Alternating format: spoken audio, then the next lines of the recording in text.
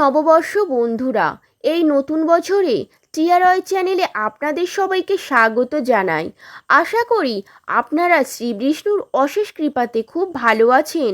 আজকে আমার ভিডিওর বিষয়বস্তু হলো বৈশাখ মাসে তুলসী গাছে জলদান ও জলদানের মাহাত্ম্য এবং কেন ভাড়া করে তুলসী গাছে জল দেয় এই বৈশাখ মাসে, এবং বৈশাখ মাসে ঠিক কিভাবে তুলসী গাছে জল দেবেন এবং জল দেবার মহামন্ত্র ও নিয়ম। হিন্দুদের কাছে তুলসী গাছ একটি অত্যন্ত গুরুত্বপূর্ণ গাছ বলে মানা হয়। এই তুলসী গাছ মা লক্ষ্মী ও বিষ্ণুর বসবাস। অনেক পাপ করেও যদি নিয়মিত প্রতিদিন তুলসী গাছে ভক্তি ভরে জল দেওয়া হয়, তাহলে সব পাপ থেকে মুক্তি হয় বা পাপক্ষয় হয়।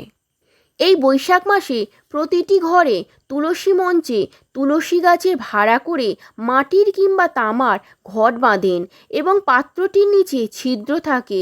সেই ছিদ্রতে 108টি দূর্বা ঘাস দেওয়া থাকে আর পাত্রটিতে প্রতিদিন জল ঢালতে হয়, আর সেই জল তুলসী গাছের গোড়ায় পড়ে। বৈশাখ মাস কেন এত পবিত্র, আসুন তাহলে জানা যাক। গঙ্গার মতো কোনো তীর্থ নেই, সত্য যুগের মতো কোনো যুগ নেই, ব্রতের মধ্যে একাদশীর মতো কোনো ব্রত নেই, আর বৈশাখ মাসের মতো কোনো পবিত্র মাস নেই। বৈশাখ মাসের প্রতিদিন এই তুলসী গাছে জল দিলে কী পরিমাণ যে পূর্ণ লাভ হয় তা কল্পনাও করা যাবে না। জীবনে কিছু করেন আর না করেন, তবে যদি এই বৈশাখ মাসে প্রতিদিন তুলসী গাছে জল দিতে পারেন, তা অত্যন্ত পূর্ণ লাভ হয়। চৈত্র মাসের সংক্রান্তির দিন থেকে গোটা বৈশাখ মাস যদি কেউ স্নান করে তুলসী গাছের গোড়ায় জল দেন ভক্তি সহকারে, তাহলে তিনি সৌভাগ্য লাভ করেন, তাহলে তিনি বিষ্ণুর লোক প্রাপ্ত হবেন। এবং প্রতিদিন এই বৈশাখ মাসে তুলসী গাছ দর্শন করলেও খুব ভালো, অত্যন্ত পূর্ণ অর্জন হয়। তুলসী গাছে জল দিয়ে তুলসী পরিক্রমা করবেন, তাতে মা তুলসী এবং বিষ্ণু অত্যন্ত তৃপ্তি হয় এবং সকল পাপ বিনষ্ট হয়। তুলসী গাছে প্রতিদিন জল দেওয়া অত্যন্ত পুণ্যের। এই বৈশাখ মাসে কোনো বৈষ্ণবকে যদি আপনি ফল, বস্ত্র, খাদ্য দান করেন, তা আপনার পক্ষে খুবই ভালো। তুলসী গাছে জল দেবার সবসময় স্নান করে সিঁদুর পরে চুল বেঁধে মাথায় কাপড় দিয়ে জল ঢালবেন। ওম নমো ভগবতে বাসুদেবায় নমঃ বলে জল দিতে পারেন। তুলসী গাছের জল দেওয়ার মন্ত্র হলো, তুলসী তুলসী নারায়ণ, তুমি তুলসী বৃন্দাবন, তোমার শিরে ঢালে জল, অন্তিমকালে দিও স্থল। এবং সংস্কৃত মন্ত্র হলো, ওং বিন্দায়ই তুলসী দৈবই প্রিয়ায়ই কেশবশ্যচ্চ বিষ্ণু ভক্তি পদে দেবী সত্যবত্যই নমো নমঃ। তবে তুলসী গাছে একাদশী ও রবিবার দিনে জল অর্পণ করবেন না, কারণ মাতা তুলসী দেবী সেই দিন ভগবান বিষ্ণুর জন্য নির্জলা উপবাস রাখেন।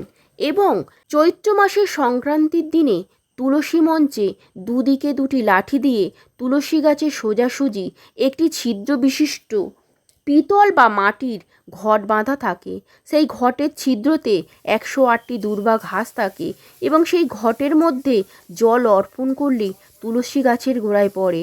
এই ভাড়া করা মঞ্চটি শুধুমাত্র বৈশাখ মাস জুড়েই হয়, তাতে মা তুলসী দেবী খুবই সন্তুষ্ট হন। এবং যারা তুলসী গাছে প্রতিদিন এই বৈশাখ মাসে জল অর্পণ করেন, তাদের সুখ শান্তি ভরে থাকে। যে বাড়িতে এই বৈশাখ মাসে তুলসী মঞ্চে ভাড়া করে জল দেয়, তাদের ঘরে মা লক্ষ্মীর আশীর্বাদ সব সময় থাকে, তাদের ঘরে অর্থের অভাব হয় না, ঘর ধন ধান্যে পূর্ণ থাকে। যদি কোনো ব্যক্তি শুধুমাত্র এই বৈশাখ মাসেই প্রতিদিন তুলসী গাছে জল অর্পণ করেন, তিনি স্বর্গলোকে যান। আবার কোনো পাপী ব্যক্তি যদি এই বৈশাখ মাসে তুলসী গাছের গোড়ায় জল অর্পণ করেন, তার পাপ মোচন হয়, তিনি পূর্ণ লাভ করেন। মা তুলসী সকল ভক্তদের মনোবাঞ্ছা পূর্ণ করেন। প্রতিদিন সন্ধ্যাকালে তুলসী গাছের তলায় প্রদীপ জেলে সন্ধ্যা দেবেন আর এই মন্ত্রটি উচ্চারণ করবেন, তুলসী তুলসী ময়মালতা, তুমি তুলসী ঠাকুর কোথা? ঠাকুর বললাম শুনলাম কানে, সন্ধ্যা দিচ্ছি তোমার স্থানে।